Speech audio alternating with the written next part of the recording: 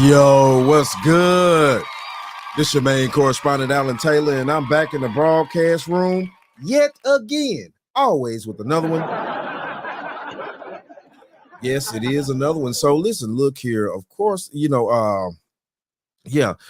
So Donald Trump got convicted on all 34 counts today, and this is a very unprecedented moment. This is the first time that we've had a former president and also a actual candidate for re-election president to actually get convicted of a felony real quick. I mean, hey, it was real quick. So I mean, it kind of leaves me with questions. I want to know, how is this going to work as a felon? Can he continue to keep running and things like that for the presidency? How would that affect the votes? How would that also affect the situation to where, if he is, and if he can still run and he gets, reelected, definitely would he be able to pardon himself? I mean, I don't know. Listen, look, man, this is something totally new in the history of America. And it's something that, of course, nobody saw coming to a degree, especially not for what he was actually being charged with, which was, paying Stormy Daniels under the table, allegedly, because we still is alleged because he wasn't actually convicted for doing that.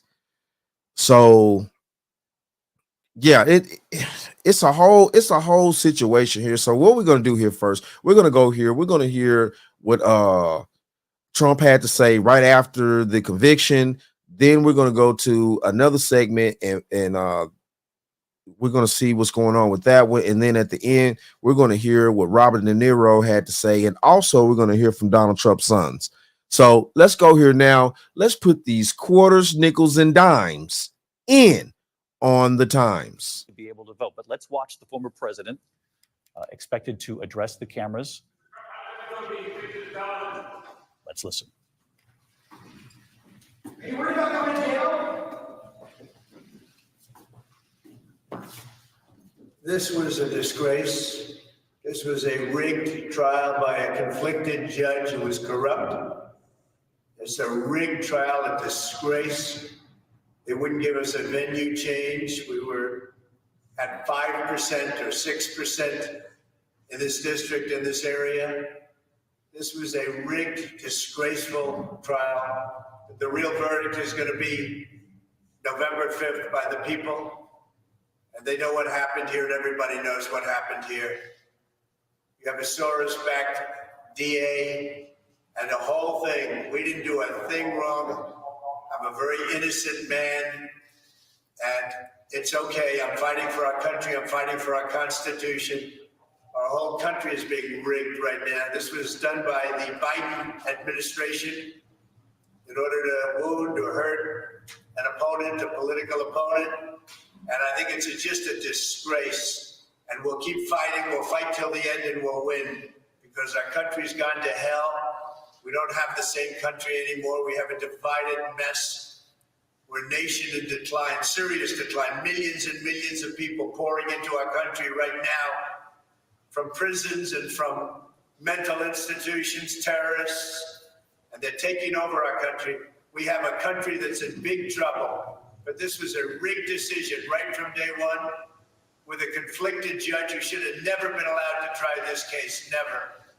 And we will fight for our Constitution. This is long from over. Thank you very much. Why should voters vote for a convicted felon? Okay, so, what I'm saying, we heard the president, the former president. And, to a degree with what he's talking about, I get what he's talking about the migrant situation, stuff like that. I've done reports on that, things like that, because, yes, a lot of these individuals are coming over here illegally. We've seen this in major cities and stuff like that, the sanctuary cities where, the crime rate amongst them, doing a lot of things, stealing and taking things, robbing people on scooters, stuff like that. I've done reports on all this stuff.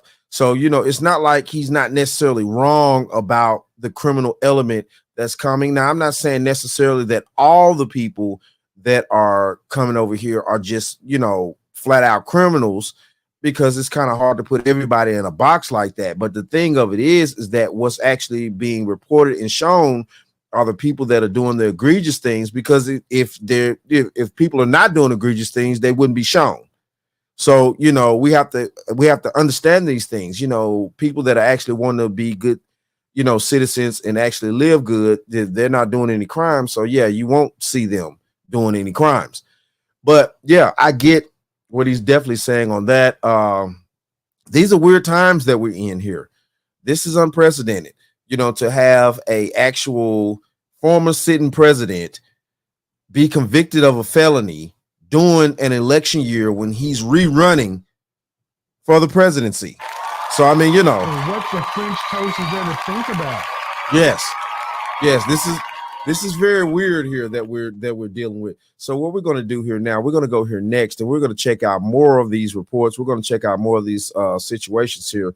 Quarters, nickels, and dimes, people. Thank you so much for that. As you heard the retired judge say there, American history, legal history, people are going to be talking about this 100 years from now. Well, we're going to turn things over to Teresa Perello, who's been talking to people there on the streets in Lower Manhattan. Teresa, the reaction that you've gotten from people so far?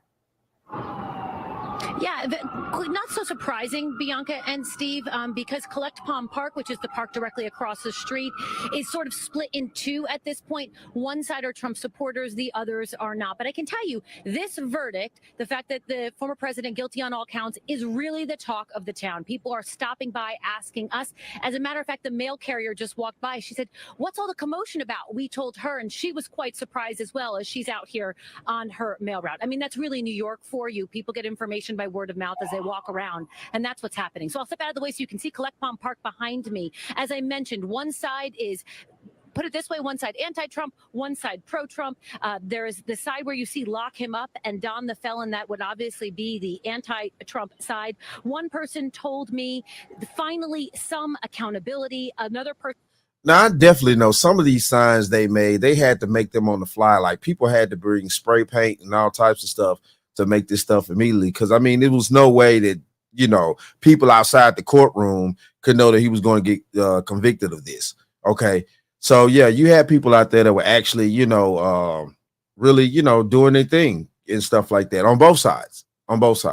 Person directly behind him on the other side of the fence screaming to us, "Lies, lies, it's all lies." They believe this is directly tied to the former president's political ambitions, and they say it is an effort to keep him from the White House once again. Take a listen.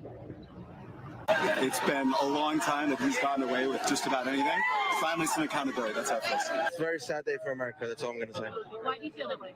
Because this is political prosecution, and there's absolutely nothing behind this case. And I hope they appeal it. I'm kind of shocked that they actually found him guilty. Why are you shocked?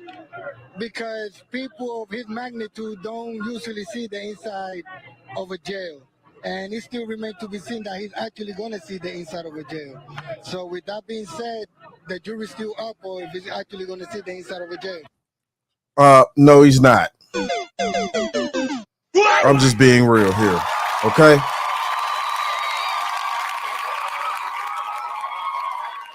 And my theory, I guess, basically because of this, is due to the fact that he has a mandatory Secret Service detail for life. They cannot take that away from him. They cannot remove that detail away from him due to the fact that the seat that he had resided in at one point, he knows too many government secrets. He knows too much information for him to just be locked up in a regular damn prison. It's not going to work that way.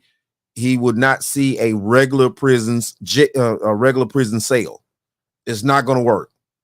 I'm sorry. They're not going to allow Secret Service officers to guard him inside of a normal prison like everybody else goes to. It's just not going to work that way. So yeah, he's not going to see actual prison. Okay, so they're going to work this thing out. They're going to figure it out. It is what it is. That's just how this is going to go. whether people like it or not, depending on whatever side you're on, that's your personal business. I don't give a damn. I'm just doing the reporting here. Okay. So, that's what's going on with that. I definitely know that wholeheartedly. Like, they're not finna have him locked up in a regular prison with normal criminals. And then especially like there's no violent crimes and stuff like that. They're not finna have him locked up. Definitely not with Secret Service. Okay. What's interesting is across the street, there is a good mix of people who have been here every day and those who only, as they told us, came down to witness history. Now, again, for those who are saying that this is just an effort to keep the former president from the White House, we do know he has been competitive in the polls as of late. We also know that this conviction won't keep him from running for the White House. It can't even keep him from being elected as well. If that should happen, he only in New York can't vote for himself, although. Okay, that's what I've been wondering right there. Can he still actually run? That was definitely one of my main questions, one of my main, thought processes on this situation, is because this is something new here, that we have a former president being convicted within an election year where he's trying to rerun for presidency. Can he keep running? And okay, from what the lady right here is saying, that he can keep running. And he can also regain the presidency with this conviction. So this is okay. And my thought process is too with this, what I'm saying? Because years ago I did catch a felony charge, it's because I was in the streets, doing street shit. Hey, it is what it is. So yeah, that's over and done with now. But the thing of it is, what I'm saying, like, yeah. You are not able, of course, as a felon, you're not able to actually vote in the actual state that you catch the charge in, unless you're voting for the presidency, or the government. You're not able to vote for local government, but you're able to vote for the nation's government. Now, this may work different in New York. I don't know New York's laws, but where I'm at, I know I'm still able to vote for like the president, vice president, all that type of stuff. Well, as I got all that cleared up now, but yeah, at that point when I couldn't do that, vote locally, I was able to vote, for the president, stuff like that. But, thank God I got all that dumb shit cleared up now, right? But at the end of the day, though, so yeah. Yeah, okay. So he's still able to run. He's still able to gain the presidency if that's where the numbers in the voting process are going. Okay, that's interesting. Once he serves his sentence, whatever that might be, we'll find that out mid-July, then his voting rights would be restored. That's according to the NYCLU. But again, he could win here in New York or anywhere else around the country, and he could even serve from prison. It remains to be seen, Steve and Bianca. Wow, that would be definitely interesting. A sitting president serving from prison. And what the French toast is there to think about? Man, I don't know where we're going in this country. Well, I know, but that's neither here nor there. But that would be very interesting to have a sitting president that's serving from a restricted level like that. That would be very interesting. Like, what I'm saying? Oh my goodness. That would be complicated as hell. That would be very complicated. If the party would want to replace him, again, being that the polls are looking in some states in his favor, it remains to be seen if that would actually happen. But here, again, a lot of his supporters have decided to wait this out. They wanted to be here to see this, and they wanted to try to get a glimpse of the former president, although to our understanding, he has not come out and said anything. That's the latest from Lower Manhattan. Back to you guys in the studio. Okay, so what I'm saying, we're about to keep going. And we're diving off into the next part of this situation here, where we got Robert De Niro, speaking his piece. And yes, Robert De Niro, he is for Biden. He is, he's definitely not a Trump supporter. And then we're also in this segment too, we're going to hear from Donald Trump's, elder sons and things like that. It's a whole damn mess out here. It's crazy out here. It's crazy.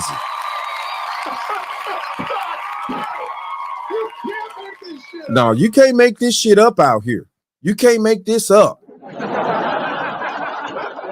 This is the first time something like this has popped off here in America, and it's weird. And it's also dangerous because we are allowing ourselves to be open to a lot of outsiders in America with a lot of things that they could come in, especially due to our technology.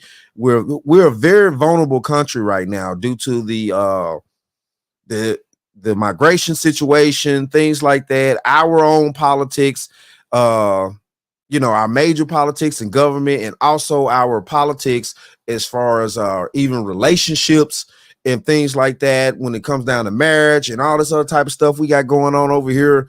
It's a lot of crazy stuff going on over here in America right now. We're having a huge problem.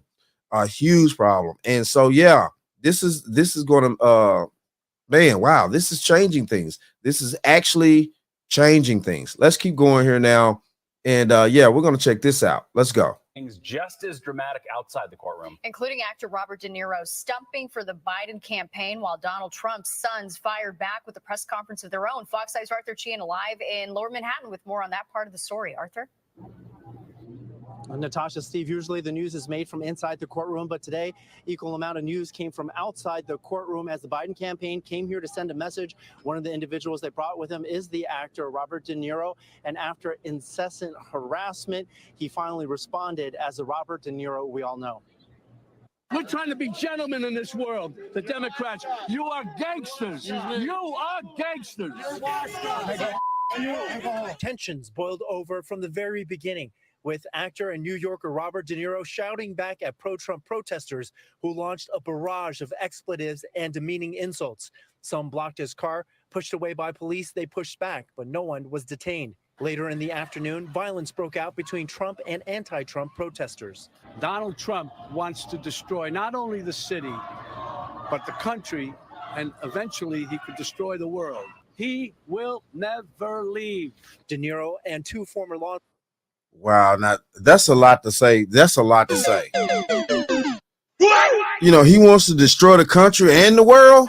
Hey, hold on now.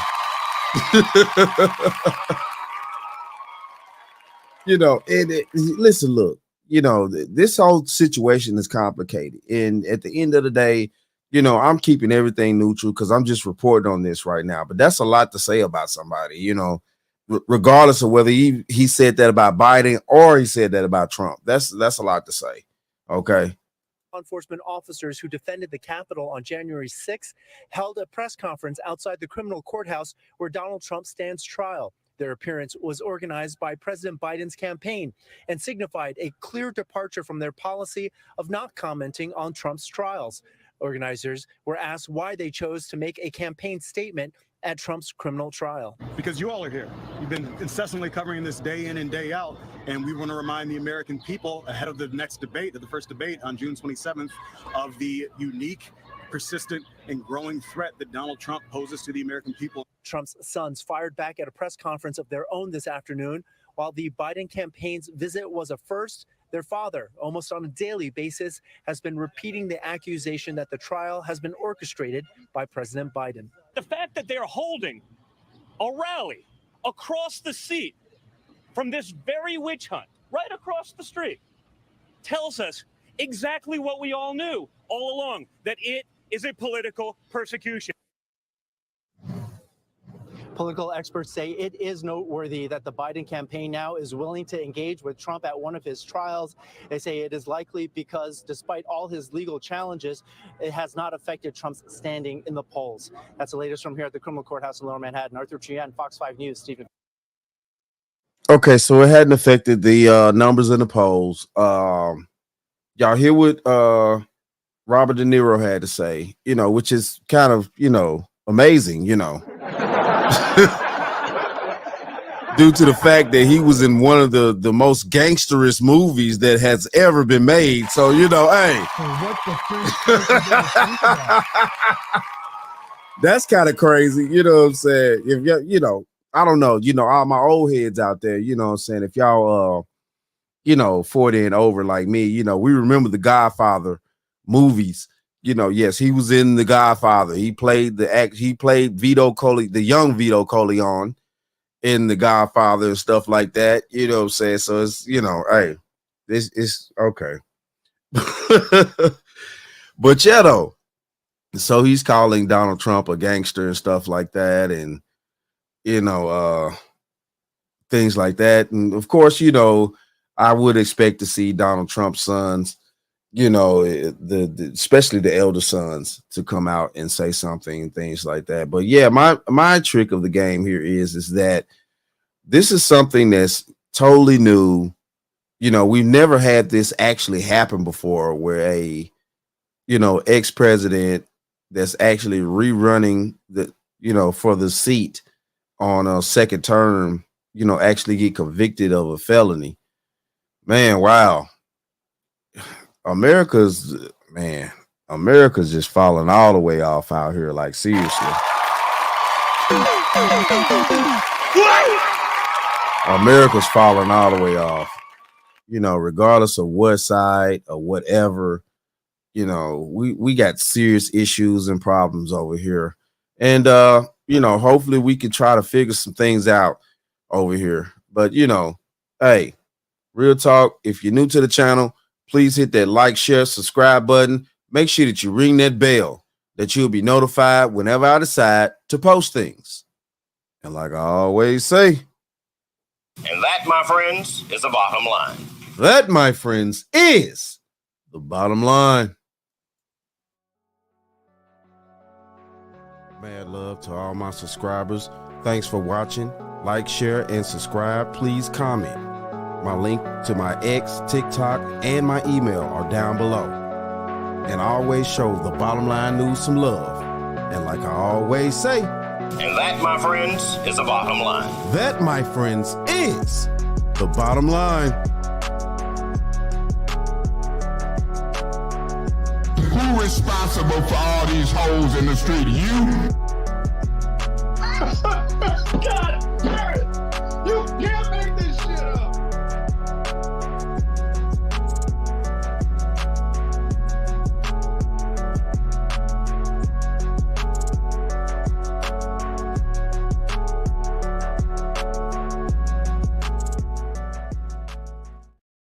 We'll talk about that some other time. No, I want to talk about it now. Fred, I said we'll talk about that some other time. You don't tell me what I can talk about. You don't tell me what I can talk about in my own house. Don't you point your finger at my nose, Fred Sanford. I'll point my finger at your nose, and I'll point my foot somewhere else.